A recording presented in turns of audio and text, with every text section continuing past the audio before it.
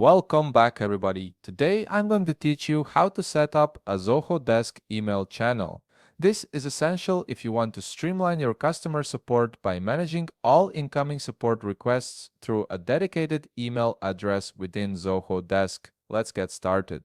First, you'll need to go to Zoho Desk and log into your Zoho account. Once you're logged in, you'll land on your Zoho Desk dashboard. From here, locate the setup or gear icon at the top navigation menu and click on it. This icon is your gateway to all the configuration options that allow you to customize how Zoho Desk works for your team. After clicking on Setup, look for the Channels section. Under the Channels section, you'll see an option labeled Email. Click on it to proceed. The Channels area is where you manage all the different ways customers can reach you, and setting up email is one of the most common and effective methods for handling support tickets. Once you're in the email section, you'll see a list of email and support email addresses that are already activated on your Zoho Desk account. This list shows all the email channels currently in use. If you wish to set up a new one, simply click on the New Support Email Address button located on the top right part of your screen.